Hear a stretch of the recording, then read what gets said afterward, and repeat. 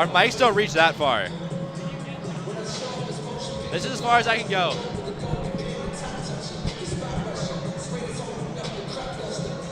This is as far as I go.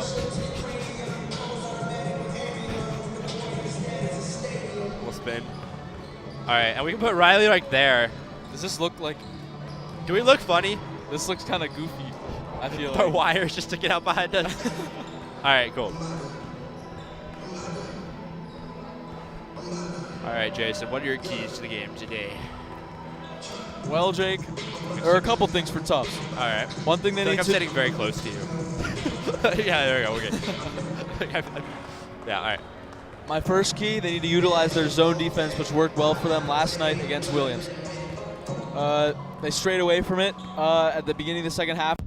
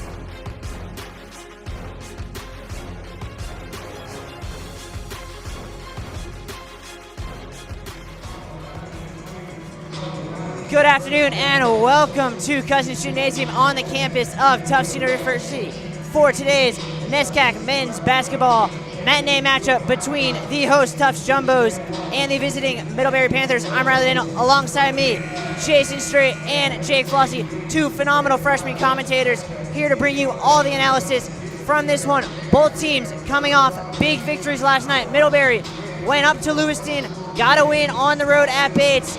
Jumbos dethroned Williams' position as the kings of the NESCAC, giving them their first NESCAC loss of the season. Boys, obviously both these teams know this is a big game. What are the keys for each team to win this game? Well, Riley, for Tufts, key one of the game is to utilize zone defense that worked so well for them against Williams last night. At first, they had trouble stopping Williams on defense, but in the last 8 minutes of the first half, using zone defense, they scored. Williams only scored 2 points, and the final 8 minutes of the second half, they only scored 7 points utilizing that zone defense. So Coach Linton should not stray away from that. My second key of the game is to trust in the bench. In the clutch, players like Kai Champion and John Medley delivered. John Medley shooting some very important free throws against Williams last night. And finally, my third key of the game is that Tufts needs to utilize their size advantage as much as they can. If they are out-rebounded in this game by Middlebury, there is an issue. Very good points. And Jake, what do the Panthers need to do? Obviously, they come in here, better NESCAC record, a little bit worse record overall, but this has been a historically very close matchup, so it's going to be a close one. What do they need to do to come out on top today? Yeah, so for sure, the Panthers, they need to get Noah Osher going. He is one of the best players in the NESCAC this season. He's averaging 18 points per game, which makes him third in the NESCAC. But last night against Bates, he only put up 8, which they managed to win anyway due to strong performances from the other members of the team. But if they want to get a win here in Medford, they have to have their best player putting up points. Secondly, they need to get some points from outside the arc from further out shots, because they're going to have some trouble facing Josh Bernstein, Scott Jamesi, and the other Tufts big men in the paint. So they need to get their shooting going so they can keep up with this tough side. And finally, they need David Brennan to stay out of foul trouble. He has 54 fouls in the season, including fouling out in that really important loss they had 2 games ago against Williams. So he's also leading the NESCAC in rebounds, and if they want to, as we mentioned, keep up in that paint, they need their best rebounder in the game. All right, let's talk. So we talked keys to the game, but oftentimes you can have a great game plan, and as soon as the game starts, as we saw last night for the Jumbos, when things go wrong, you need an individual to step up. Jake, I'll ask you first. For Middlebury, who is the one you have your eye on to be the hero for the Panthers today? So we already talked about Osher and Brennan being 2 very important players, but another player I have my eye on tonight is Tristan Joseph. The sophomore from Norwalk, Connecticut, has put up a great season so far. He didn't do much last season, but it's been a really big, only 28 minutes all season last year, but has really stepped into this role this season, becoming a consistent starter. He's put up 213 points, averaging 11.2. And his last 5 games, he's put up double-digit games in each one of them. So really hoping to carry that momentum in this game and provide some additional points for this Panthers side. And on the other side, Jason, Jumbos, they've had some heroes step up in close games. Who you have your eye on today? Well, Riley, I have my name on one person in particular, and that is Kai Champion, who stepped up big time for this Tufts team last night against Williams. He scored 18 points yesterday, was 3 for 9 from 3 with 3 steals. In the last 10, he's had 10 straight games with double-digit points. In his past 2 games, he's had 8 assists and 5 steals, so I'm looking for some continued excellence from Champion today. And I don't know about you, Jason, but when I was watching that game last night, when Kai Champion came on, there was an energy shift. He brought a whole new dimension to the game. He could take players on, go up to the basket, and try to provide a different dynamic to this Tufts team, which is something they really appreciate in a tough situation like last night. Yeah, Kai Champion, the pinnacle of intangibles with what he brings to this team. This has been a historic matchup that has often been decided by intangible factors. One very tangible factor that has been a big factor in this matchup has been home court advantage. The last time during the regular season these two teams met where the home team did not come up on top, that would be December of 2012, almost 12 years ago. So you would think in a close game the Jumbos would have the home court advantage. I mean, you guys were both in the building with me last night. Can we speak to how the home court advantage made a factor down the stretch? Yeah, Riley, for sure. The atmosphere was incredible. I mean, it was a very close game going down to the wire. And whether it's clutch free throws, clutch shots, the crowd was amazing. And it's going to be another, I think, great game today. And in the end, stuff like that matters. Yeah, and both of these teams are teams that are used to having a good home court advantage. They are 1 and 2 in the SCAC when it comes to attendance, which is a stat you don't normally talk about much, but it does make a difference when it's a close game, when it's coming down the wire, when noise is being made. We saw a big mistake from Williams down the line yesterday when they missed a pass, partially due to how loud Cousins was. So that'll be a big difference today. We'll see if we get the numbers we had last night for this game, but it's already starting to fill up a little bit, so we'll keep an eye on that. All right, let's take a look a little bit at the coaches here.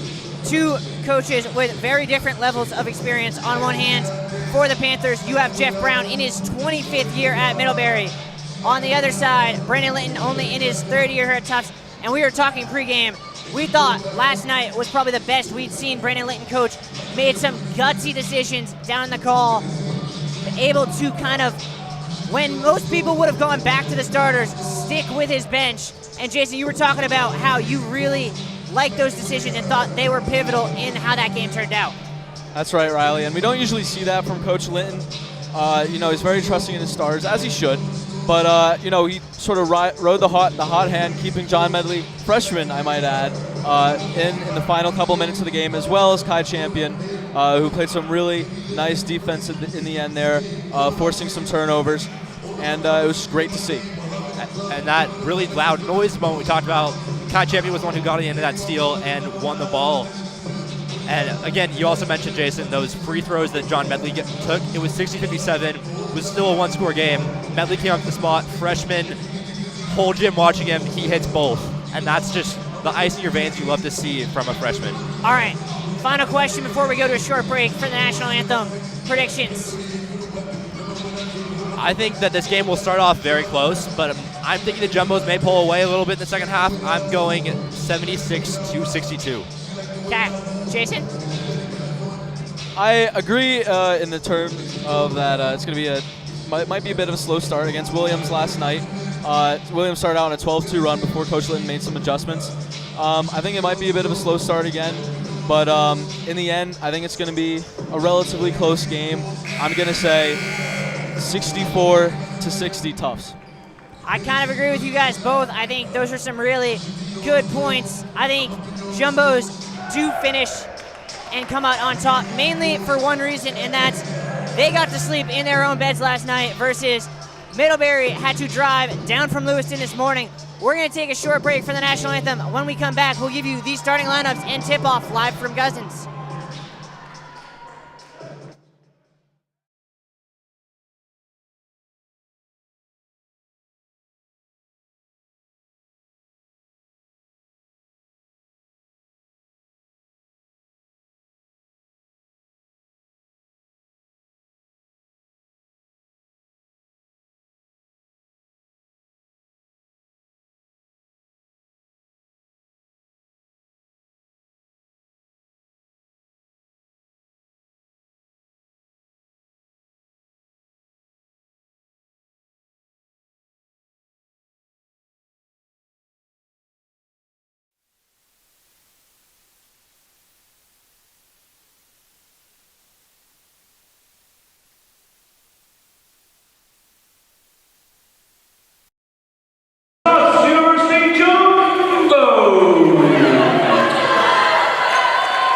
Ladies and gentlemen, at this time, I'd like to ask everyone to please rise and take forward with your caps and face the flag for the playing of our national anthem.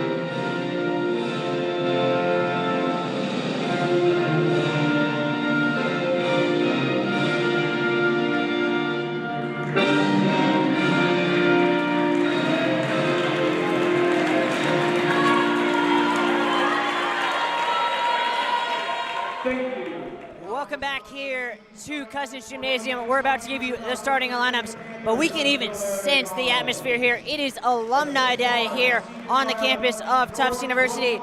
And boys, it's time to give out the starting lineups. Jason, you want to do the honors? Give us the Middlebury starting lineup. Yep. All right, Riley. For Middlebury, we have number 10, Renee Sisse. Number 14, Tristan Joseph. Number 22, Evan Flax. Number 24, David Brennan. And number 3, Noah Osher. So no real surprises there. Not Jake at all. on the other side. Who the Jumbo's running with? Well, it's what you kind of expected. It is Jay DeTurley, number 15. Number 13, my bad. Number 2, Jason Marakis. Number 20, Scott Jamesi. Number 22, Casey McLaren. And number 24, Josh Bernstein. I'm kind of surprised.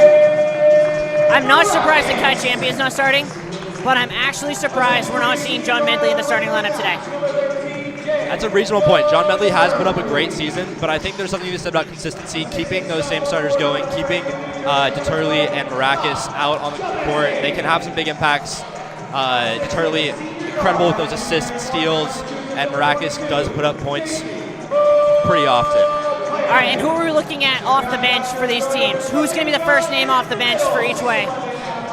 So for Middlebury, I expect to see Kuba Kwalima coming off the bench quite early. He's kind of an unorthodox player. He's 6'6", but he's generally a threat from beyond the arc.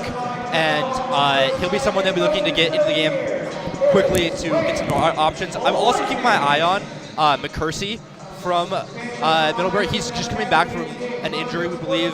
Got 5 minutes against Bates, but it's one of their biggest guys and will be a good person to kind of go toe-to-toe with Bernstein in the middle. Speaking of injury, 2 Jumbos out today with injury. Truman Gettings, who had really started to re-cement his rotation role, and Zion Watt, who we have not yet seen play a game for the Jumbos. How big a factor do you think injury is at this point in the NESCAC season? Well, Riley, it's obviously plays a major role. Luckily, there hasn't been too many major injuries for these Jumbos. Their stars have remained pretty healthy, except for 1 game for Bernstein. And on the other side, a bit of a big injury in Sam Stevens. What can you tell us about that, Jason? Sam Stevens was very good player for Middlebury. Started, I believe, 8 games for them. A big presence in the middle, 6'5", I believe. And that's obviously a big loss for them. Jamesi gets that one to drop on the first possession as the Jumbos trying to get their leading scorer going early on. And we see right away Jumbos in the man-to-man defense that wasn't as effective yesterday.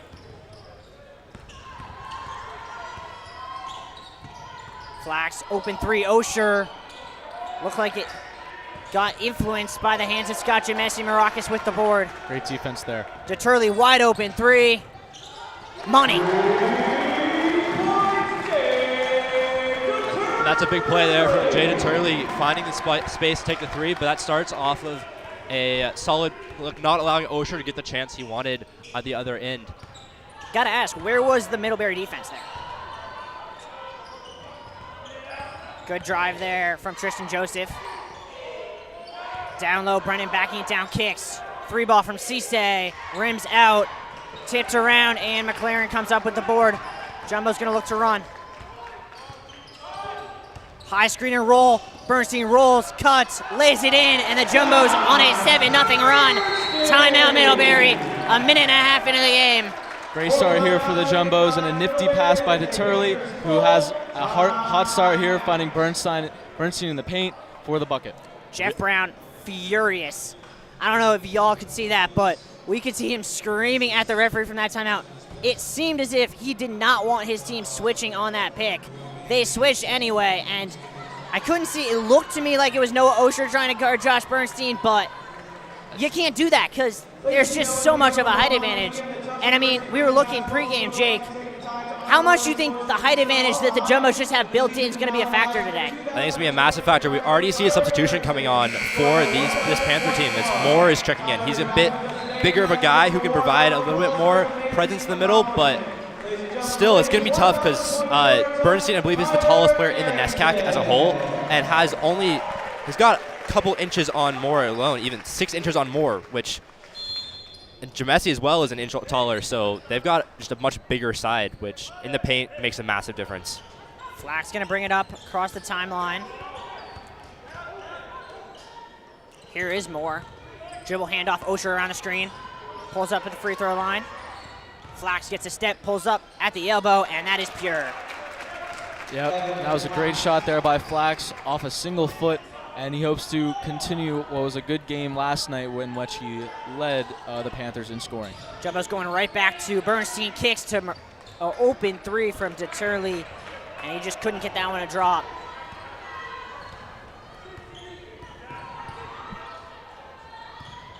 Flax handoff, Osher around the screen. Second screen, good cut to the basket. And Middlebury breaks through the Jumbo's aggressive defense on Noah Osher. A really well-run play from Osher there, trying to find some space for Brennan in the middle. Really well executed. Jamesi skip pass. McLaren stepped on the end line. And those are the errors you just want to cut down on. You can't be giving the ball away in simple ways like that. Yeah, there really is a difference, especially in the NESCAC, between forced errors and unforced errors. One you can live with, one you really can't. And the Jumbo is now going to go to a full court press here. We saw this a little bit yesterday, and it was quite effective. Flax calling out a play. Handoff, Osher. Looked to have been a bit of a moving screen there. Crosses over on McLaren. Fade away. Doesn't rim in. Jamesi with the board. Osher loves those fadeaway shots. Trademark thing for him. Maracas tries to dribble through three, steps through, and finishes off glass. A tough bucket there by Maracas, dribbling through 2 or 3 Panther defenders, and what a finish. Yeah, that's the sort of bucket that if you make it, everyone gives you applause, and if you miss it, you might get yourself pulled. Flax wide open off the screen. Jumbo's confused. Able to switch back defensively. Osher picks up his dribble. Flax around Maracas. Pull up jumper. Short rimmed. Moore got a hand to it. Deterley stepped on the end line while trying to get the board. And that's 2 of those already. 2 possessions really just squandered by the Jumbos. And we see here this replay of Maracas' impressive basket. Able to fight through a crowd of Panthers to earn those points. Jumbo switching to the zone here. We'll see if Middlebury has looked at the film, has a way to solve it. They do. They send Moore right inside. Kicks to Osher. 3 ball is front rim. Maracas with the board. Bernstein wants the ball. Maracas puts his head down. Around the screen. Moving screen on Bernstein. Just a little too physical there by Bernstein on the screen on Joseph. All right, I got to ask Jake. Does Bernstein get hit, as we take a look here at that replay, with more moving screen calls, even when he shouldn't, just because he's bigger? Yeah, that's a tough call there. It was getting pretty solidly bodied in the back by Moore, and it seemed like he almost was stepping out of the way. I'm sure there was some intention there, but that's a tough call. Big defensive stop there for the Panthers. Now they're going to switch it up. It'll be Quilina subbing in, going to the middle. Gets it in the corner. 3 ball is way short. Board to McLaren. He's going to be shooting a lot of those threes, Riley, so it's imperative that the Jumbos don't give him that many open looks.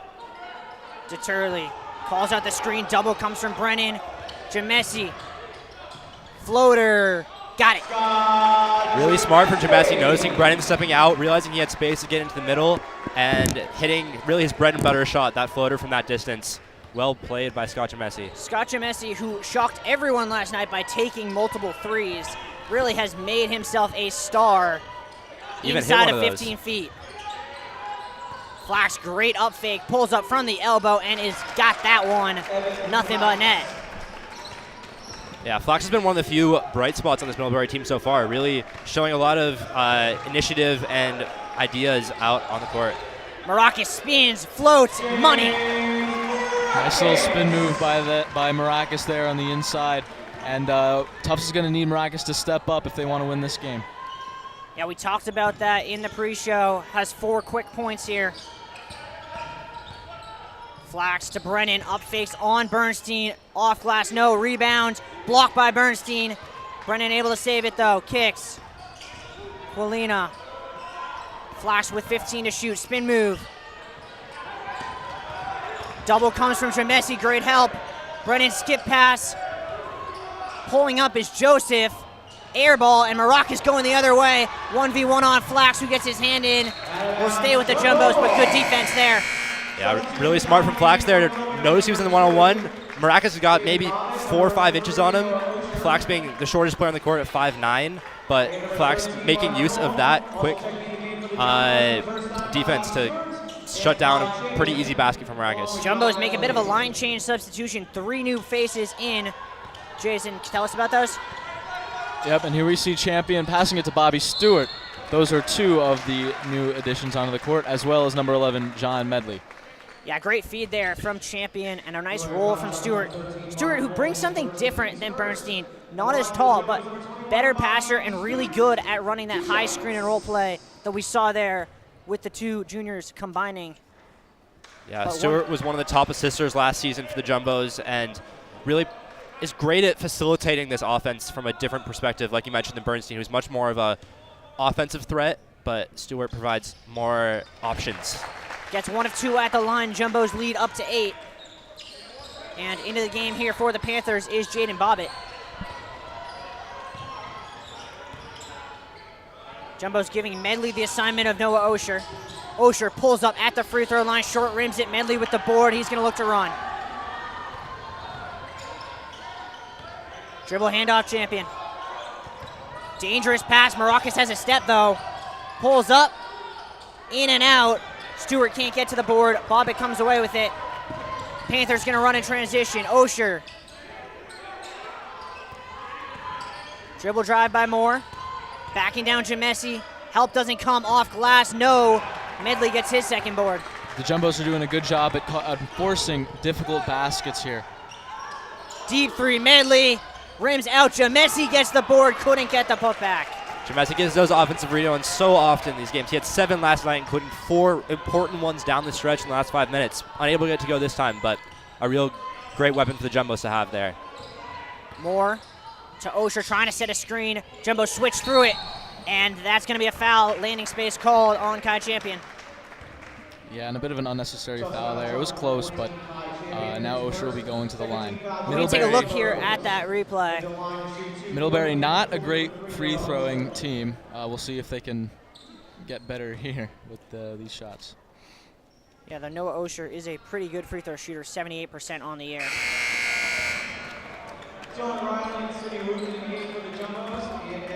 Jumbo's going to finish out the line change. Wooten and Riley entering the game, replacing Maracas and Giamessi, so all 5 starters getting some early rest from Coach Linton. And you feel like Coach Linton will be happy with how they played. They've started this game out quite well, earning 14 points, and we've seen some pretty great showings from Maracas particularly, really taking advantage of the opportunities. Deturley also had a great start to the game. Yeah, correct me if I'm wrong, but I believe this is the first time the Jumbos have had a substantial lead at any point in the first half of the NESCAC game. I'm not aware of you being wrong there, Riley. It seems like most of the games they've had, they have struggled to get out of the game fast. So this is a good sign if you're a Jumbos fan. Bobbitt driving on Wooten, hands off Colina, deep 3 in Medley's face. And we're going to take a quick timeout as Bobbitt is down holding his knee.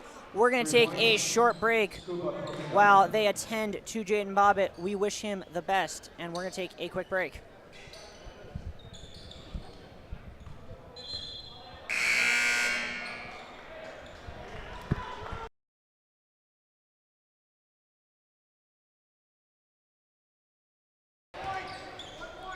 Welcome back here to Cousins. 14-11 is the score. Jaden Bobbitt seemed to be able to get off on his own feet. Looks like he just came down wrong. Champion open 3 ball. Way off. Medley gets the board. A lot of contact. Finishes anyway. Great play there by Medley. Difficult 3 there by Champion, but Medley, right spot at the right time, gets the rebound and the finish. Osher comes off the screen. Long 2 is good. That's a tough shot there for Osher because statistically it's one of the worst shots in the court to take because it's right on the edge of the 3-point line, but not quite there, but he makes it work, so all the power to him. Stewart Being hounded by McCursey. Backdoor feed to Medley, who finishes. And there's what you mentioned, Riley. That passing ability that Bobby Stewart has. They're able to find Medley for a second rebound, second layup in a row. And really great find there from Bobby Stewart. Very balanced attack from the Jumbos early on here. Flax, spin move, double comes, kicks. McCursey, handoff to Osher around the screen, back to McCursey. Pulls up on the baseline, front rim, rebound put in nicely by Mark Newell. And there's the other side of the coin. Bernstein might have been a bit stronger there to fight off that offensive board. So really trade-offs you get from either player. Stewart faces up, get a dribble drive, kicks to Medley, wants it back, gets it back, but good hands there from Newell. Good job by Stewart here, being giving the players on the outside chances. He's 5th in assists on the Jumbos. Good for a big. Yeah, he's a great passer. Jumbos need that right now. Seems like there's not really a natural distributor on the floor. Riley, 3-ball. Rims out, and the board grabbed by Joseph. And what I'm noticing here, Riley, is that Middlebury is playing very tough on the inside. They're forcing a lot of threes from the Jumbos, and not a lot are falling. Osher had a tough shot, couldn't get it. McCursey able to grab the board. Riley takes it from him, and then a foul on the reach-in. Looks to be a tough call there. Mark Newell got his hands in, and they're going to say he got too much of the arm. You see Brennan checking back in along with Deterley and Bernstein. But Brennan is going to be someone we're, again, keeping our eye on. He has not gotten any fouls yet this game, which is definitely a good sign for Panthers fans because he can be crucial down the stretch having a rebounder of his caliber on the court. Yeah, I remember 2 years ago we had the Middlebury game. Alex Sobel was there big at the time, and as a travel called on Bernstein, not quite sure where that was. When he got into foul trouble, Middlebury's hopes of a comeback kind of just fell off. So we've seen this matchup be decided by fouls, as we can see a replay here. And it looks like it was a good call. He switched his pivot foot. Yep. We've had a travel, moving screen, a couple end line violations. I believe that's the third turnover on Bernstein already today. Kicks to the corner. Jumbo's back in the zone. Flax, good job passing through it here from the Panthers. But, oh, they're going to get a hold, I believe, on Scott Giamessi. Giamessi's not happy about that one. That was definitely a tight call. But the Panthers are doing a great job, as you mentioned, trying to pass it around, find opportunities in the holes in this zone defense that the Jumbos are playing. Looks like Kai Champion is checked out, and Casey McLaren is back in. Maracas is also in. Yeah, starting lineup back in for the Jumbos. Great cut by Flax through 3. Lot of contact, and in the end, it'll be Casey McLaren with the board. Could not tell you what happened there. All I heard was bodies falling to the floor. Pick and roll. Giamessi now. Backing down Brennan. Spins right. And a charge on Giamessi. Linton shrugging his shoulders. But that's the second in rapid succession. And wonder if Linton's going to pull him here. And we highlighted McCursey in the pregame. We see, oh, here's the replay of this. That's a tight call. I do not like that call. I'm not sure about that. But we see, we talked about McCursey in the pregame, and they're coming up big, providing a big obstacle for Giamessi there. Joseph. He's now checked out, by the way. No, he's right there. He's 21. Wait, were you talking about Giamessi or McCursey? McCursey, sorry. Giamessi's not checked out. Yeah. While we were arguing about that, Noah Osher hit a 3 to tie this one back at 18. Deterley brings it up for the Jumbos around the Giamessi screen. Bernstein collects back to Deterley. High pick and roll, great feed, kick pass, Maracas 3-ball, got it! Some great movement there by the Jumbos. Finding someone on the inside, then kicking it back out for the 3. Joseph. Into Brennan, gonna try and drive on Bernstein. Jumped up, forgot the ball. Feeds Abbott, Bernstein got a deflection on that. Second board comes to Giamessi. Quickly ahead, McLaren. Deterley, Giamessi with a head of steam, spins, floats, finds the back of the net. Great defense on the other end by Bernstein, and that transition offense by the Jumbos leads to points. And that's when we've seen them at their best this year, when they're going with speed.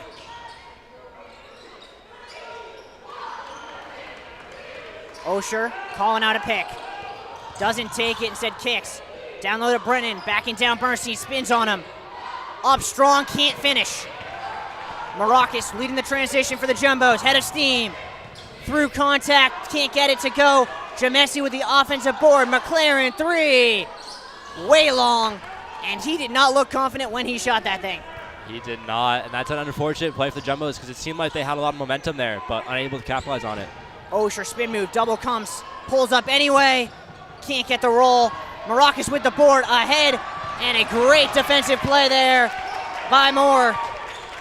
Interception there by Charlie Moore. We're playing end-to-end basketball here at Cousins.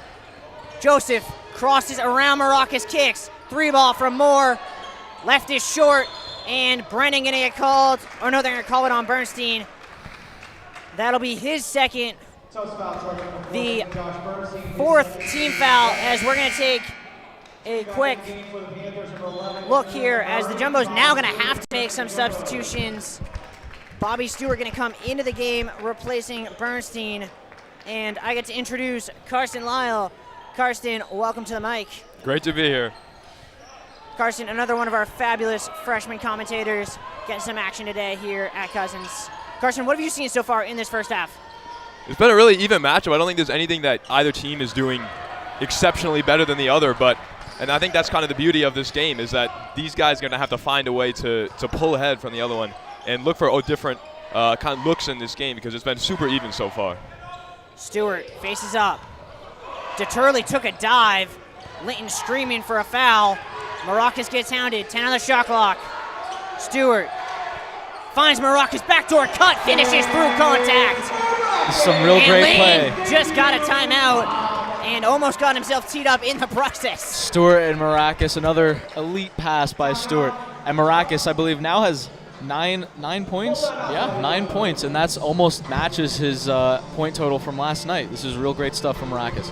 Yeah, great start for James Maracas, and a real good start offensively from the Jumbos. It's been ball movement has been the name of the game, and we've seen some interesting looks from Middlebury defensively. They love to try and trap the ball at the top, but the Jumbos, it almost seems like they've done their homework, they've done their film, they're waiting on that trap attempt, and they're passing through it. So now the question becomes, Jason, if you're Middlebury, you've seen your number one defense with the trap be beat consistently. What do you switch to? Well, I think you need just to continue to try and force the Jumbos outside. You need to make sure you're covering those looks on the inside that people like Stewart are finding passing lanes through. The Jumbos haven't really shown this game, at least, to shoot a consistent 3-ball. So that's what Middlebury needs to do.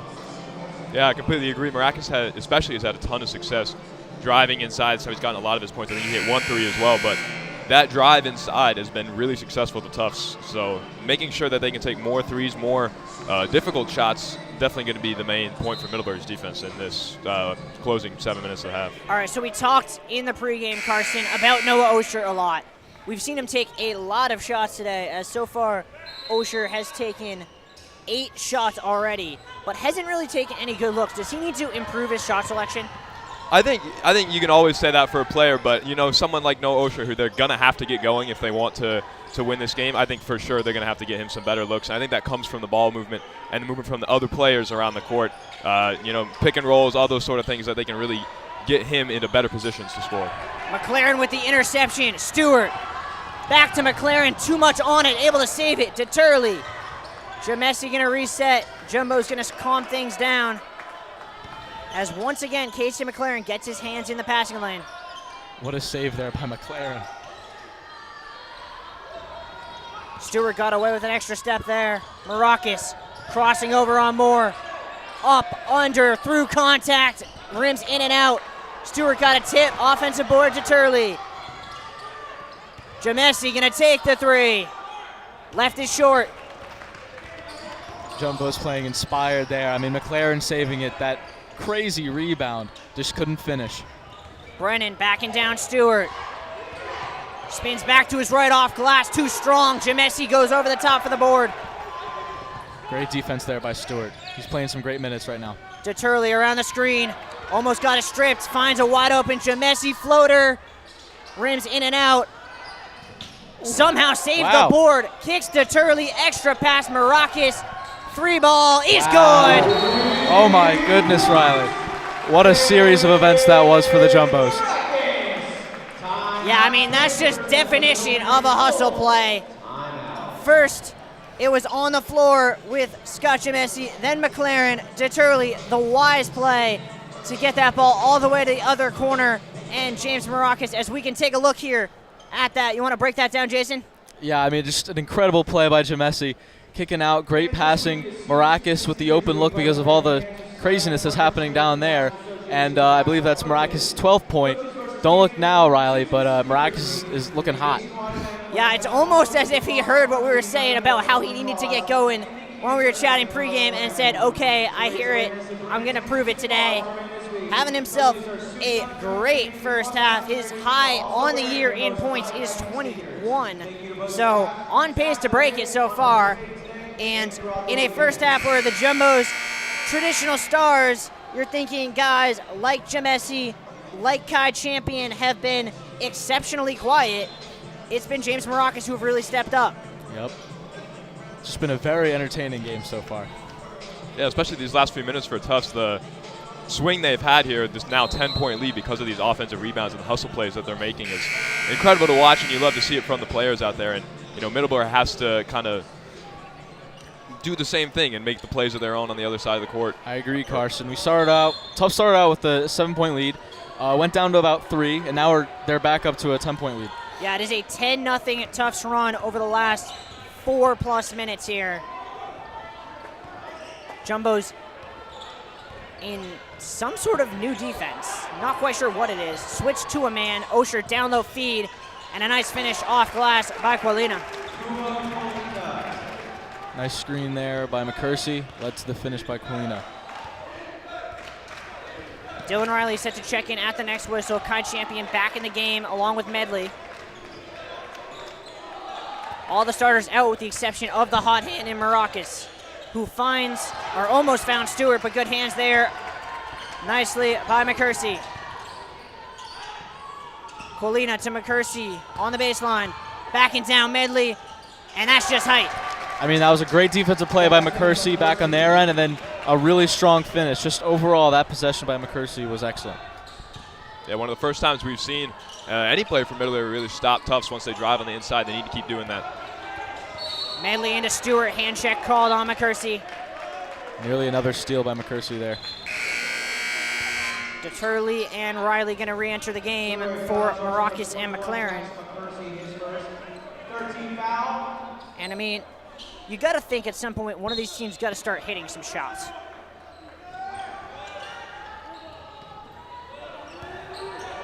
Riley, Medley cuts baseline. Off glass, blocked there by McCursey, who has been everywhere in his short minutes so far today. And Flax is back on as well for Middlebury. He's shown some energy for them, so they're hoping he can get them some points. Dylan Riley gets hit with that foul, the 16th foul, which means Middlebury will be shooting on the next one. Yeah, and that was just a case of trying to contain Osher. He's driving, trying to get to the baseline there, but just too aggressive from Riley there, and, you know, you have to do that against a player like Osher. Yeah, Jumbos have done a good job forcing him to his right, natural left-handed point guard. But the problem is, when your right is that good, it doesn't really do much. Somehow Dylan Riley came up with the ball, but they're going to call a jump first. Brandon Layton is 5 steps onto the court arguing the call. Suffice it to say, Brandon Linton not making friends with today's referees. Yeah, I'm not sure about that call. Let's see the replay here. 4 on the shot clock. Osher going to have to take a deep 3. Front rims it. Deturley with the board. Champion ahead. Going to have to save it, and does somehow. What work by Kai Champion. Wow. Navigating the tightrope. He was really towing the line there. Medley going to serve as the point guard for this unit. Around the screen. Deturley off the back pick. 3-ball, good. And John Medley, the freshman, going up against Noah Osher, the fifth-year senior, able to find the pass there for the three, and what a play. Yeah, great movement from Tufts offense there around the screen. Yeah, and that comes back to Champion on the end line. Big momentum swing. Osher with a nice cross. Flax. Colina trying to feed Brennan. Stewart doing a great job denying the entry. Pick and roll now. Flax forced baseline. Gonna go Jumbo's ball. And right now the Jumbo's defense seems to have picked up a little bit.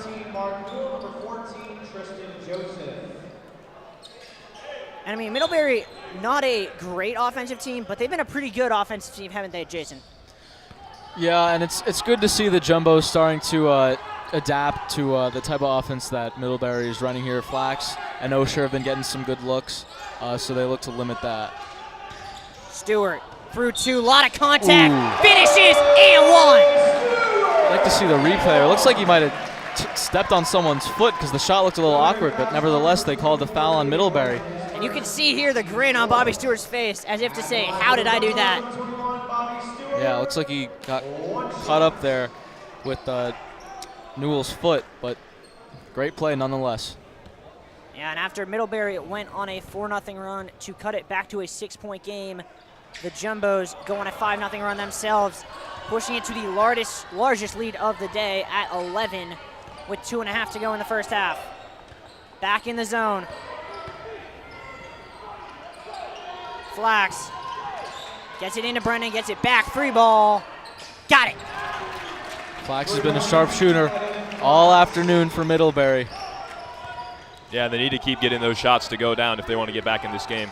They might not be the most perfectly crafted looks, but those are the type of buckets that can get you out of this deficit that they're in right now. Deterley calls out a pick, finds a beautiful roll from Stewart, but great hands there by Flax to knock it off him. Yeah, and a bit of a bobble on the reception there by Stewart. It might have caused like a millisecond of a delay, but still got it knocked out. Yeah, well, I think that's a just uncharacteristic mistake from Bobby Stewart, but when you have a 8-inch height advantage as Bobby Stewart does, why are you putting the ball on the floor? Go up. Joseph gonna bring it up for the Panthers, his first time as the ball handler today. Deep three ball, rims out, Medley gets another board.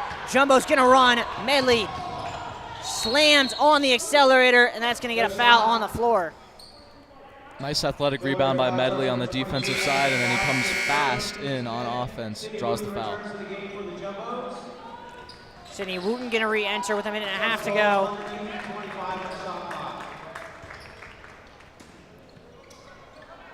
Champion around the pick, gets doubled immediately, finds a wide open Bobby Stewart. That surely was a goaltend.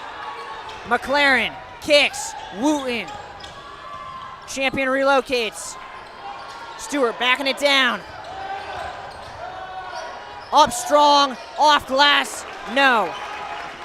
Just off the rim. And I'd love to get another look at some point at that last shot. It surely looked from here like a goaltend. Great outlet pass, Medley, and one!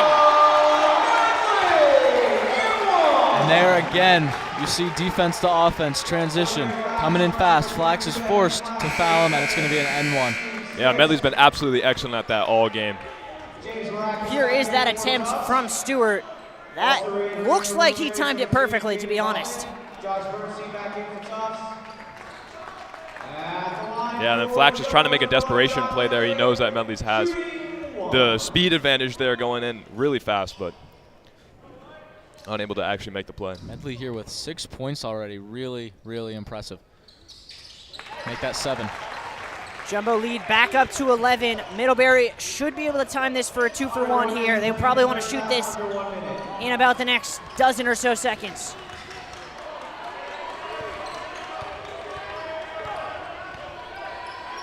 Jumbo's now putting some pressure on. They don't want Middlebury to get the 2-for-1, and they're doing a good job at it. Kicks, open three, Osher, and you cannot give him that shot. Yeah, did a great job of exposing the zone there, finding the little pockets of space in between that front line and back line. Jumbos will hold for the last shot with the shot clock off. Litton calling out a play from the sideline. Joseph right up in Medley's grill. 10 to go. Medley drives right. Joseph cuts him off. Medley, a lot of contact. Wow. Finishes anyway. Good if it goes from Osher, way short. And we go to the break. Jumbos with a 10-point lead at the half. What a performance from John Medley. Yeah, he's been absolutely electric in these last 5 or so minutes. That's a wonderful finish there. Yep, and whereas last night Medley came in the clutch at the end with a couple free throws, I mean, he's already scored more points than he did yesterday. I mean, he's playing amazing out there. What is that, 8 points? I mean, 9 now. 9. We're going to take a short break for halftime. When we come back, the second half of this marquee matinee live from Cousins.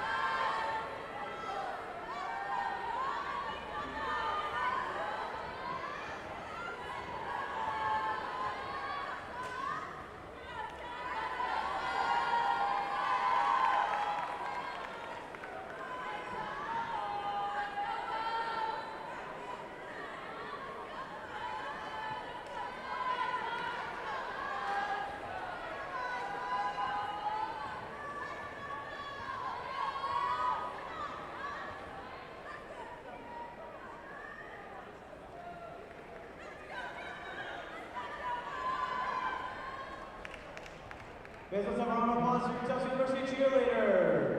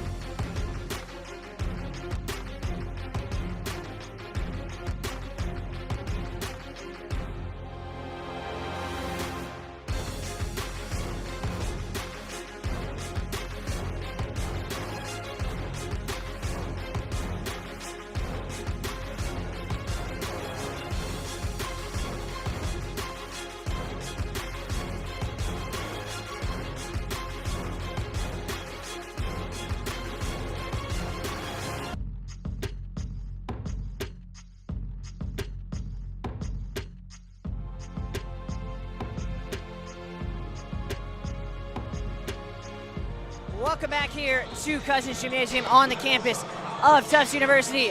We're about ready to start the second half with the Jumbos leading the Middlebury Panthers 38-28. I'm joined here, Karsten Lyle and Jake Fossey. What does Middlebury need to do, Karsten, to get themselves back into this game? I think first and foremost, they just need to hit more shots. They only have 33% from field goals in general and also from three as well.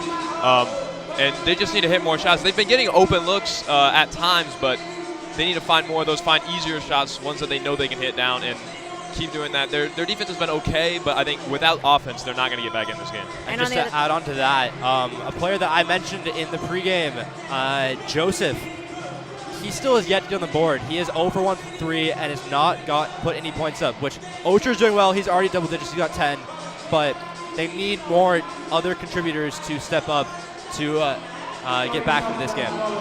Yeah, I think that's a very valid point. I also think the other name you mentioned in the pregame, in David Brennan, yeah, he's scored, but that's about it. He scored 2 points and has been almost silent. To be fair to him, he does have 5 rebounds, but most of them have been on the defensive side, not necessarily providing new facets to their offense by getting the offensive rebounds. Yeah, and Tufts has found a lot of success driving inside, so he's got to step up defensively as well. Make sure they don't get easy looks in the paint.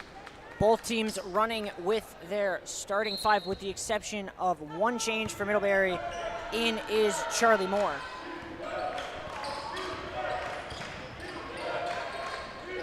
DeTurley finds Bernstein down low, up high, gets his own rebound, backs down Brennan, a lot of contact, board grabbed by Osher. And you want to see Bernstein finishing at least one of those 2 looks in the paint. You don't get that very often, so especially with the height advantage that he has. Flax, handoff Brennan. Joseph, step back 3. Front rim, Jamesi comes away with the board. He's going to look to run. Euro, finish, got it! And we talk a lot about Brennan's rebounding caliber. Let's talk about Jamesi. He is an incredible rebounder. He puts up boards after boards. He's currently on 211 rebounds on this season. Already doing well again tonight. So, and then capitalizing on their end. Great work from Scott Jamesi. Osher able to save it. Skip pass. Somehow found Flax. Pulls up at the free throw line. Back rim. Maracas couldn't get the board. Bernstein does. Just to clarify, Jamesi is on 6 boards already tonight. Maracas and him are currently tied with the most boards for the Jumbos. Maracas scoops off the glass. And all of a sudden, the Jumbos starting to get on a bit of a roll here. Yeah, we're just seeing the quality shine through of Maracas and Jamesi down inside. Great looks, great layups on back-to-back plays there. Osher drives left, stops, fades, no good. And here's what we're talking about as well. Osher can't do it all on his own. He tries to create something there.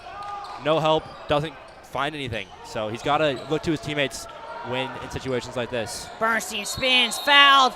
Oh, gets called for the walk. And the ball is stuck in the hoop. They've got it out now. Yeah, that's not something you see very often. Nope. As we take a look here at that Euro by Scott Jamesi.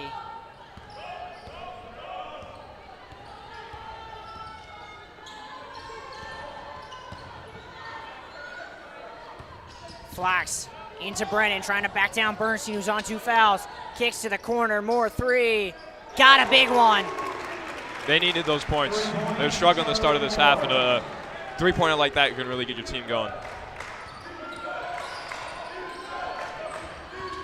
McLaren lost his dribble, has to hand off Jamesi. DeTurley wanted it, Bernstein couldn't get it there. Maracas gets around the screen, Bernstein rolls, gets hit by about 3 different people and finishes anyway. Great resilience there from Bernstein. He's getting surrounded, he's getting hit, he's getting pushed around. Still managed to just exert his height advantage and get over, I believe, Brennan and Moore there. Osher gets a step. A lot of contact and 1. And we'll see who that's called on. It looks like they're pointing to Bernstein. That would be his 3rd foul. Bernstein's trying to say it was on Casey McLaren. Ref's not buying it. That's the 3rd on Bernstein. We talked about foul trouble for the Panthers, talking about Brennan, but if Bernstein's in foul trouble as well, that would be definitely a detriment to this Jumbo's side. Yeah, the height advantage has definitely been useful.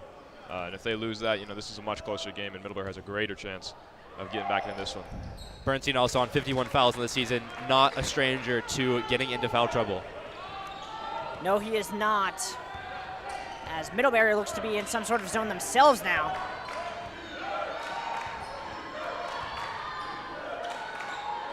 Maracas calling out the zone break. Open three. In and out. Maracas nearly broke the zone by himself. Flax kicks. Osher pulls up. Back rim. Jamesi gets the board.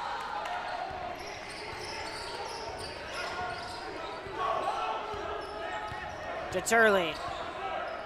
There are a lot of holes in this Middlebury zone. Yeah, right at the top of the key there.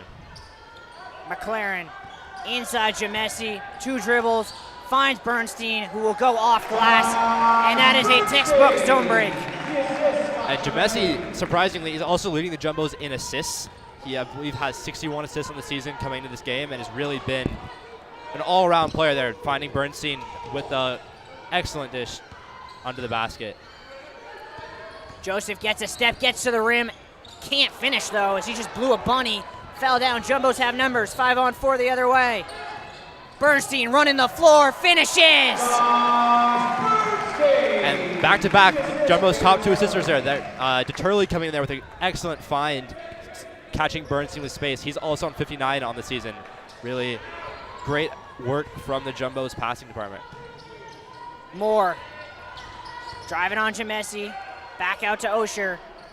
Flax gets a step on Maracas. Hands off Brennan, skip pass, Moore 3-ball. Rims out, and another board belongs to Scott Jamesi. That's his 8th. Really showcasing his athleticism down below, and Tufts, they've been able to exploit the zone so far. See if they can do it again.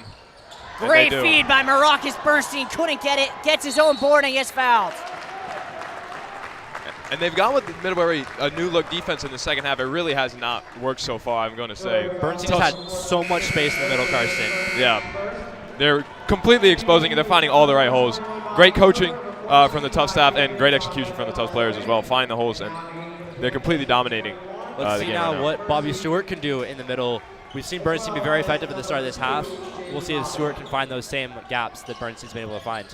Jamesi backing down his man, left, right. In a bit of trouble, gets it out to Maracas. Gets a step.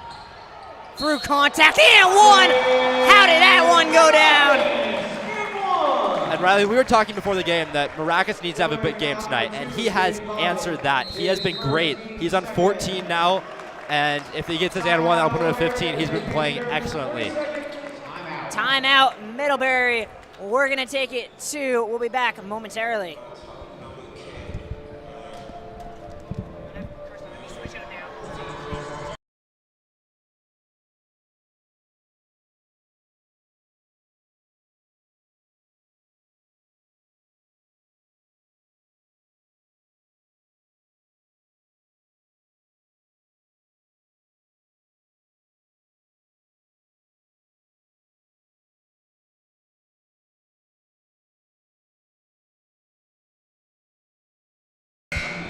Welcome back here to Cousins, back with Jason and Jake here, and what a start to the second half it has been. Jason, I mean, you gotta wonder, can Middlebury even stay in this zone anymore? I don't know, Riley. I mean, if you wanted, you could call this the Josh Bernstein half so far, because while he had some mistakes in the first half, I mean, he has been right up in the paint scoring buckets so far this half. Maracas gets that to go. He's got 17 to lead all scorers.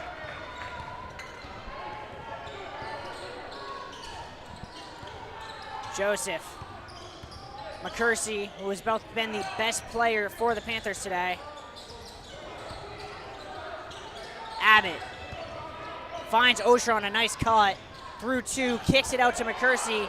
5 on the shot clock. Medley just takes the ball. 3-on-2, Medley to Jamesi. Champion. Might have gotten away with a double dribble there. Pick and roll anyway. Finds Stewart, he finds Jamesi. Jumbos are reset. Stewart wants the ball. Gets the ball, backing down Osher. finds Maracas, who will not be able to finish. Medley grabs the board. It is all Jumbos on the offensive end right now. Stewart backing down Osher.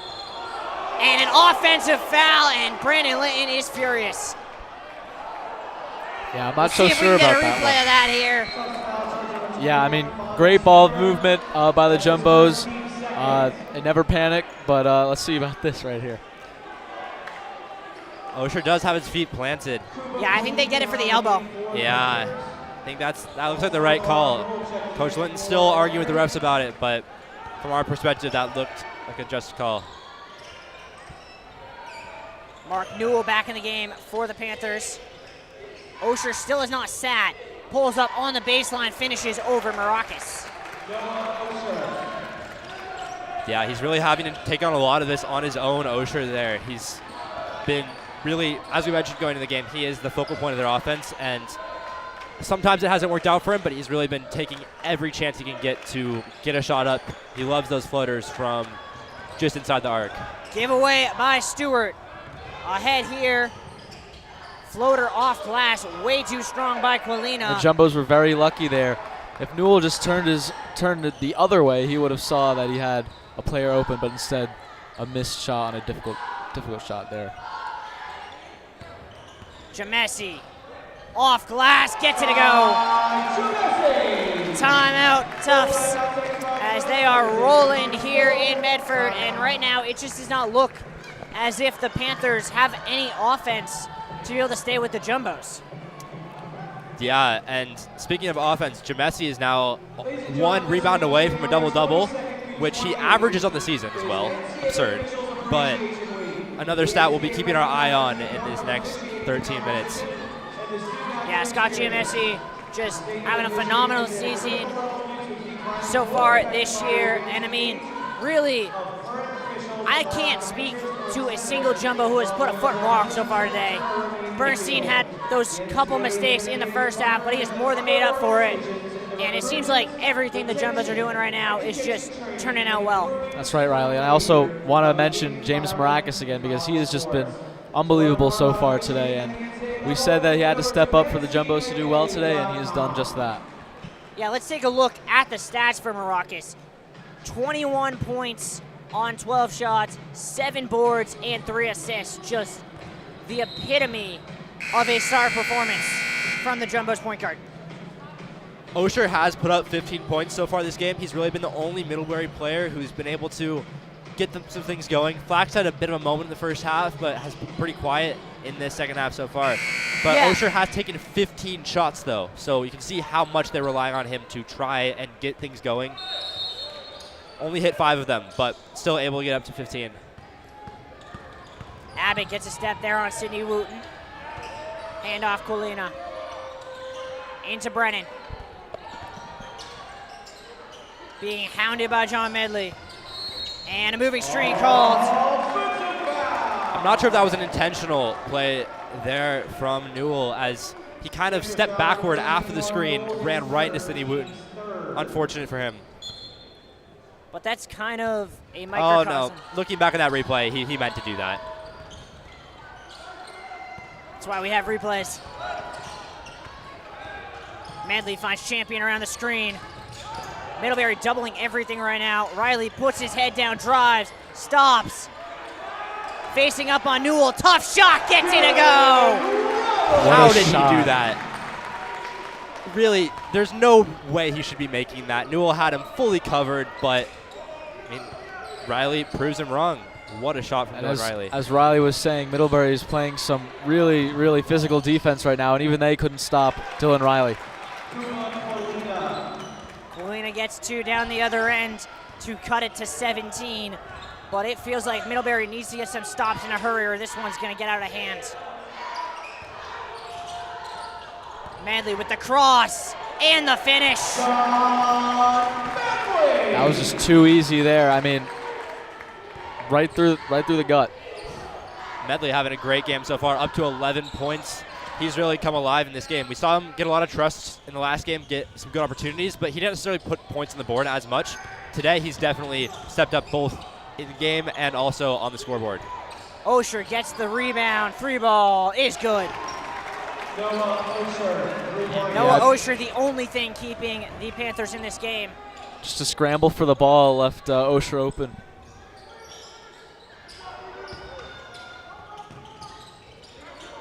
Stewart, handoff Champion, gonna set a screen now, pick and roll. Champion on Abbott. Crosses him over, goes through contact, draws the foul. Yeah, Champion really trying to get around Bobbitt there, but unable to have that defensive, Bobbitt was unable to get in the way of Champion, who's really been a little quiet tonight, but he hasn't really needed to step up because the other Jumbos have been playing so well. Champion sitting on actually 0 points at this point, but that may change in this next second or so. And it will. Yeah, what would you have said if I had said pregame? Kai Champion will score his first points 29 minutes into this game, and the Jumbos will be up 17. I would have said you were crazy, Riley, because he was my player to watch, and he has been putting up, he's been good other than scoring points today. He's been played quality minutes, but, as we were saying, Maracas, Jamesi, Medley, too, have really stepped up here for the Jumbos. Joseph going to bring it up here for the Panthers.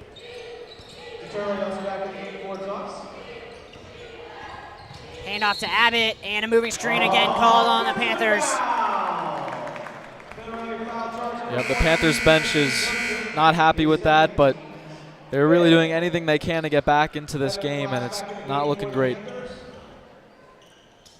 And that's another unforced error that just really, when you're trying to get back down from an 18-point deficit, you can't be making those mistakes. Deturley, wide open three. Front rim, nearly got the roll.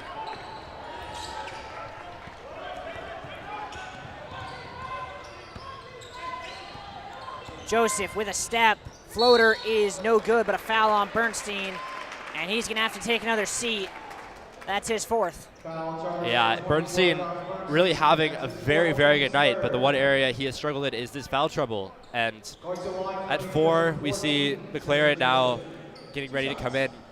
Interesting. That would not be my guess for who would come in for Bernstein, but they're going to play 5 out without a center. Looks like it. And here comes Maracas as well. In for Wooten. Yeah, interesting. We'll see how this goes the next couple of minutes. Could give Middlebury a chance to get back in the game, as they are for the first time all day, as the offensive rebound shows that, not losing the height game. Joseph, 3-ball. Can't get it to go. Maracas tips the board forward. On the floor, Flax gets it ahead. But they've given away there by McCursey to Casey McLaren. And McCursey was the one who got them the ball back on that original tip, but he ends up turning it over to Jamesi. McLaren around the screen, Dylan Riley. Maracas cuts to the rim, handoff, Jamesi reverses up and in. The Jumbos don't seem to be having any height issues there. Still managing to get Jamesi up to the board and get the points. But you do wonder if this is a time where the Jumbos are missing Truman Gettings. Stewart just played for a while, and then it'd be nice to have another big man who can sub in, but Jumbo's still managing to work it all right without him. Colina with the 3 that cut it to 16. But right now, Jumbo's more than content to just trade baskets. Maracas gets fouled down low. That is a 6th foul on Middlebury, which means the Jumbos will be shooting the rest of the way. And you wonder if that's just frustration at this point for the Middlebury side.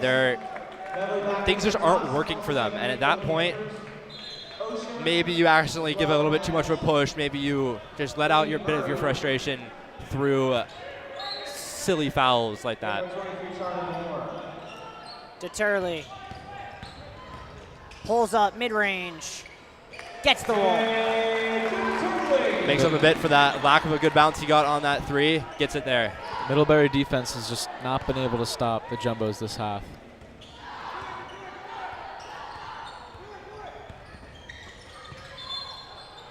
And looks like a hand check called there.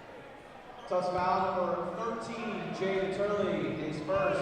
14 fouls set to the Jumbos. Will be Middlebury. That's one thing the Jumbos really just don't want to do, is that's an easy way to let Middlebury back into the game, get yourself into foul trouble, because one thing that they can do without any clock running is score from the free throw line. Flax. Handoff Ian Murray, gets around Marakis and finishes at the cup. You mentioned that, Riley, but Middlebury are not a team that like to rely on the free throw line. They are currently at 66% free throw shooting on the season, which is not a stat that you would be looking to see if you're trying to get back from the free throw line. Marakis gets fouled, he'll go to the line. Middlebury is just doing anything they can at this point. And, to stop Marakis, who's been really good this game, you're going to have to commit a foul like that. Marakis will have 2 shots here. Sitting on 17 so far. His high on the season is 22. Scored against Clark. That one lips out.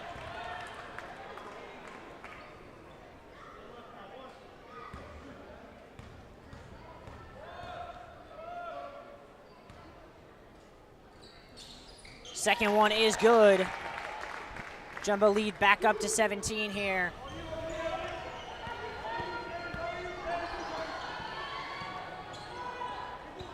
Brennan finds Flax, gonna set the screen now. Marakis fights over the top. Flax pulls up, got it. And this looks more like the Flax we saw in the first half. Finding opportunities, creating space, and getting those floaters from distance. Really quick release as well. Signature by Flax. Jumbo's calling out a pick play. Jamesi spins on Brennan, goes left, goes right, goes through, can't get it to go. Ball on the floor, given away. Medley will find McLaren, who will flush it home. And if that isn't the exclamation point, I don't know what is.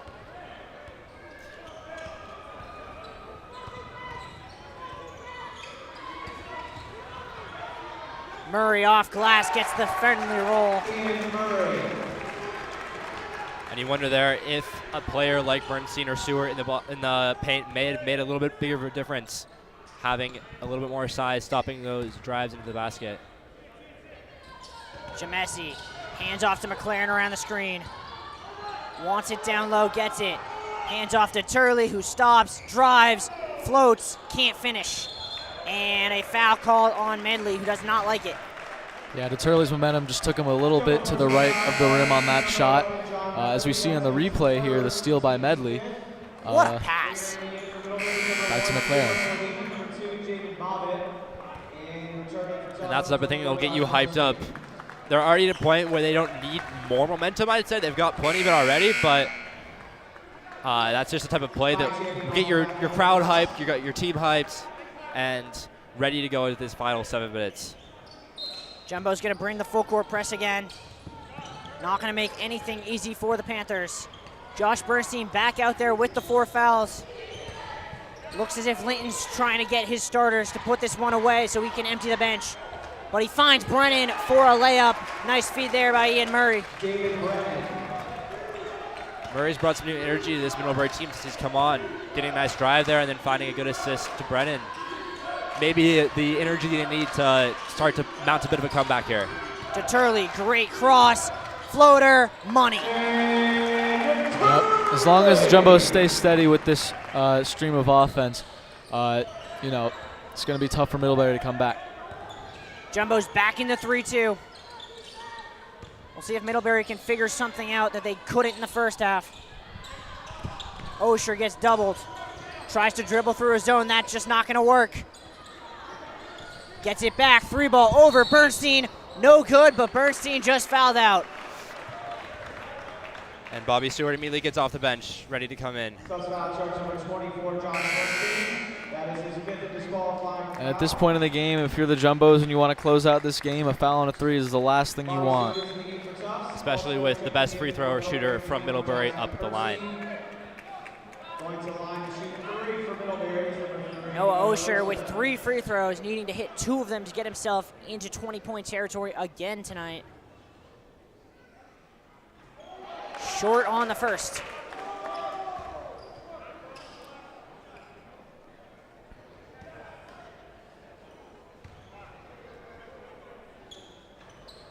And the second. And Jake Flosser, you are just way too good at jinxing people at the free throw line. I really am. I was surprised, actually. I said Kai Champion was going to get a point when he was at the free throw line, and he actually did hit his, which it's a bit out of character for me. First time you haven't cursed someone at the free throw line this year? I think it is, so. Osher gets 1 of 3, cuts it to 14, but that is just not enough for the Panthers at this point in the game. Tried to pick Champion's pocket. Champion just dribbles around him. Fell down and gave it away. And that's not something the Jumbos can afford to be doing. Osher around the screen. Finds a wide open Sewell, who will not be able to finish, but it's going to stay there. Down hard goes Scott Jamesi, who somehow got called for the foul anyway. Yeah, it was a good play by Stewart to get off his man and defend that drive. And he was successful in that, but unfortunately Jamesi gets called for the foul. And that's not good in that is the 7th team foul, which means Mark Newell will be at the line. Clock stopped with 1 and 1. Looks like Jamesi might have got something in his eye. He's been continually trying to get, hit at it and pick it out, and that's a unfortunate situation to be in if your player can't see as well as he may hope to. You got to think, if you're Linton, that this might be a time to call a timeout just for that reason. That's going to stay with the Panthers, and they will get an extra possession. And you think you have a cushion, you have 14 points, but that can go away faster than you realize. And you got 4 timeouts with 5 minutes left. This game is not over. If your star has something in his eye, give him a minute and a half to get it out of his eye. They're going to tend to the floor here, get rid of all the sweat from the last 5 or so 50-50 collisions. Kickball there on Bobby Stewart. And just an update for those who are following the other games. Hamilton has just fallen at Wesley in 89-83. So that's a big result for the NESCAC playoff picture. Horrible pass picked off. McLaren will finish. No, he will not. Had a gimme and somehow blew it. And he is standing up in shock. And additionally, looking at the Bates-Williams scored. Bates had a lead at halftime, but Williams come back to take the lead. And that feels a little bit more predictable. That was more what we expected. And Amherst Trinity is still 16-point difference with Trinity with a big lead.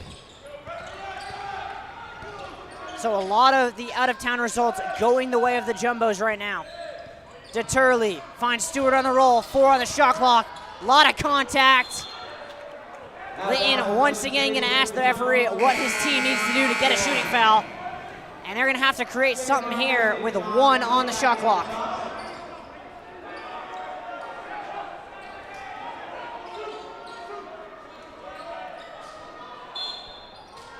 Lob play, got it off, got it in! John Medley, who else? And right there you see it's like a backyard taps play off the jump into the bucket there for Medley. Amazing play. Just when it looked like Middlebury could be getting themselves back into the game, John Medley rips their hearts out.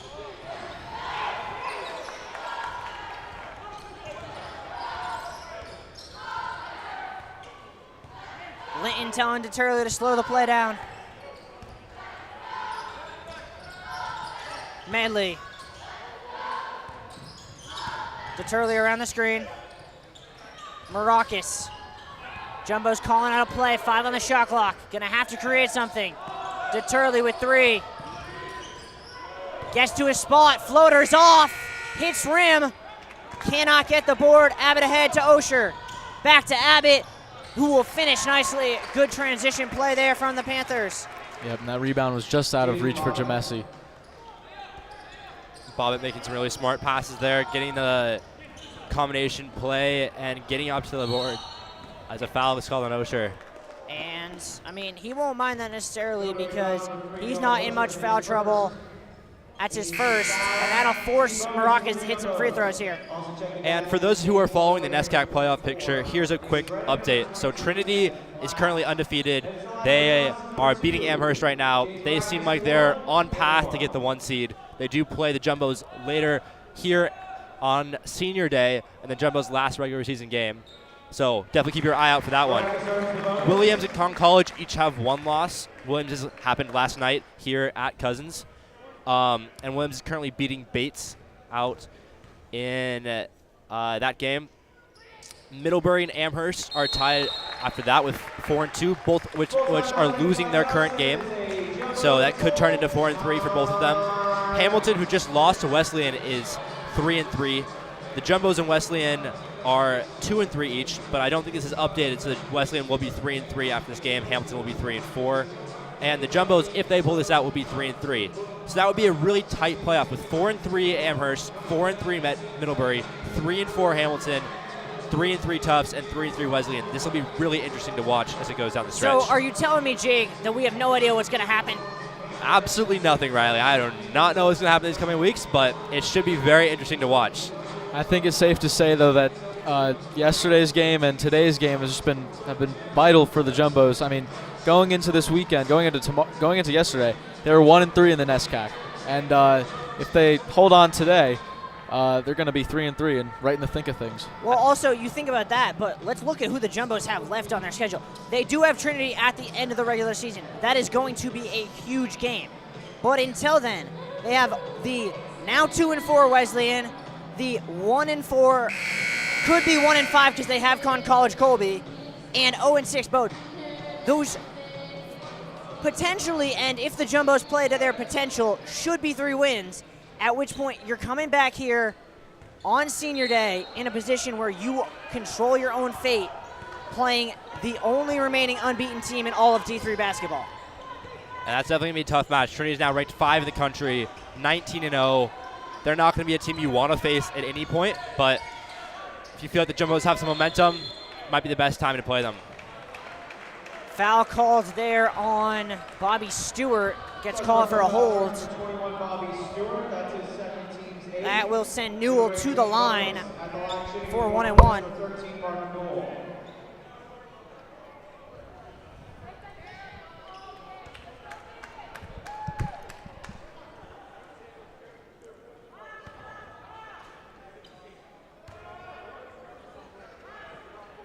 And he misses. And Jamesi grabs the board, getting him that double-double you mentioned, Jake. Took longer than I expected. I think I said that around the 11 minutes left. Yeah, I mean, Jason's mentioned it a couple of times. There have been a couple that have just tipped off his fingertips. Finally got himself that double-double. Great backdoor cut. Maracas will finish. And Bobby Stewart with another excellent assist here. His passes have been perfect tonight. Getting the ball around the free throw line, turning around, and finding players running behind him. Really smart play from Bobby Stewart. Osher just tried to dribble the entire Jumbos defense. That will not work. 5-on-4 the other way. Medley, Jamesi, stops, pops, got it. Riley, it's just too easy at this point. It's just too easy. It is. Jumbo lead up to 20, and you have to imagine coaches are going to start emptying the benches momentarily. Jamesi with another board. Ooh.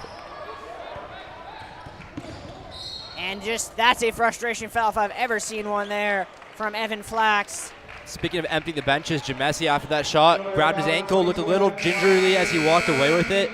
You do not want to have a top player get injured at this point in the game. So still surprised that no one has come off the bench yet from Coach Linton, but we'll see what happens. I was kind of expecting a Micah Berluti sighting momentarily, but we'll see.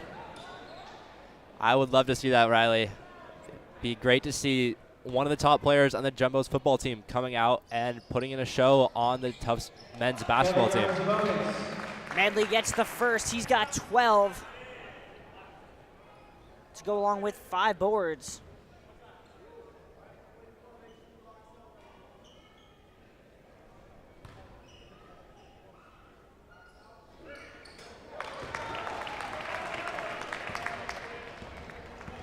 Gets them both. Jumbo lead up to 22 here. Murray lost the handle. Deturley will just cruise into the front court. And you got to think Linton's got to make a move to empty the bench here, just for the reasons you mentioned, Jake. Middlebury did it a moment ago. Maracas backing him down. Up, off, got it. Yeah, we noticed for the first time in a long time, Noah Osher is not on the court. So I feel like this game is probably reaching its conclusion as we hear. Here's the bench being emptied right now. Looks like Patton, Lou, Quinn Kane, Michael Berluti, and Liam Kennelly are coming on. Yeah, Maracas with that basket got his career high 24 now on the night. That one goes for Brennan. Timeout, Coach Linton, so he can empty the bench. And we will get to introduce you to a whole new round of Jumbos. You want to give the intros, Jason? Yep, we got number 4, Michael Berluti, number 23, Theo Liu, number 15, Jackson Patton, number 10, Liam Kennelly, and number 1, Quinn Kane. Kennelly brings it up for the Jumbos, who, I gotta say, they've had some big wins on the season, but this probably has been their best performance to date. Yep, I agree, Riley. And whether you're talking about the dunk by McLaren or the incredible bucket by Medley off the inbound. You're gonna have to be more specific. There's been like 8 incredible buckets by Medley. Yeah, I mean, there's too many daggers for this Middlebury team. And here we see the Jumbos' small lineup on Kupa Kwamina, able to get plenty of space in the middle. But at this point, not sure if it's going to make much of a difference with a 20-point lead. Berluti up, off glass, can't get the roll. This crowd would have lost it. We'll see if Linton lets him shoot it next time down or not. Kennelly, hands everywhere defensively. Moore against Quinn Kane, drives hard, a lot of contact, refs content to go home. Theo Liu gets the board. Berluti, Kennelly, Berluti. Crowd was about ready to lose it. They wanted Berluti to pull that, and I think Linton is telling them no. Step back, 3, Quinn Kane. Rims out, Kennelly goes over the top for the board. Floater, got it! When it rains, it pours here in Medford, and the Jumbos have put on a clinic in how to water ski tonight. What a play by the freshman. Incredible rebound and the finish. Looks like backwards shot or something, but amazing. I don't know how he did that. I don't know how a lot of things happen today, but what I do know is that is full time here in Medford. Final score, Jumbos 82 and the Panthers 60. Jason, your closing thoughts? I mean, that was just a statement win by the Jumbos. They really needed this win, a conference opponent, you know, coming off a really emotional, quite frankly, win against Williams last night. Who knew if they would come in with the same intensity, but they did, I think it's safe to say. Yeah, and this Jumbo team really, so first off, in the pregame, I said it was going to be 74-60. I'm not too far off. I'm pretty happy with that. That was a good prediction. I gotta say, good We both prediction. correctly guessed the 60 for Middlebury. You know, I was a little. Yeah, you were a little further off. But secondly, this Jumbo side really put in a great showing today. We saw players like John Medley, a freshman who has gotten more and more action, gotten more and more into the game, but it was great to see him really step up and have, in my opinion, the best game I've seen from him so far this season. And we saw Bernstein play great. We saw Messi play great. We saw Stewart play great. Maracas had an exceptional game. He mentioned broke his career high. Overall, just an incredible performance from the Jumbos. Yeah, we're going to take a momentary break. We'll be back post-game with an interview with a star from today's game. Stay tuned.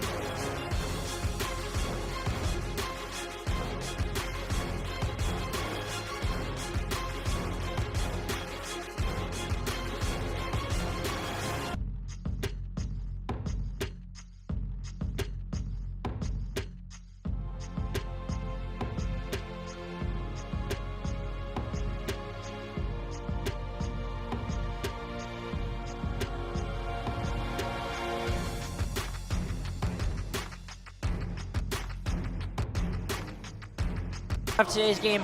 John, we've really seen you have a phenomenal weekend, taking a much bigger role yesterday with those crucial free throws down the end. Today, doing a little bit of everything. What has been the message from Coach Linton going into this weekend, allowing you to really step up, provide for your team? Coming off a winter break, we had a rough patch. We lost our undefeated streak, which was big for us. So coming into NESCAC play 0-3 this weekend, we knew we had 2 tough games, and Coach Linton's message was just keep going. Just keep playing our game. We know we have the pieces, and that's what we did, and that's why we came out 2-0. So, big win here on Alumni Day. You mentioned started off 0-3 in NESCAC play, now back to 3-3. 2 games on the road next weekend. What's the mentality going into those, knowing if you win them both, you come back here for the final weekend of the regular season with your NESCAC fate in your own hands? Just the same mentality as this weekend, honestly. Just we have to win those games. We have to put ourselves in the best position we can. And for us to control our destiny is our goal with the NCAA tournament and the NESCAC tournament. So next weekend is just must-win games as well. Any message to the Jumbo faithful who came out, really rallied in support of you guys today? Just stick with us. We're getting better as the season keeps going. We're looking to make a deep playoff run, possibly win the NESCAC championship, and definitely go deep in the NCAA run. So just stay with us. We love your support. We appreciate it, and we need it at these games. All right, that'll be it for us. I'd like to thank the other members of my crew on cam, Gabe Gonzalez and Carson Lyle, directing behind the scenes. Fabulous as always, Andrew Howe, alongside me, Jason Strait and Jake Flossie. I've been Riley Daniel. You've been watching JumboCast, and as always, stay home safely. Thank you.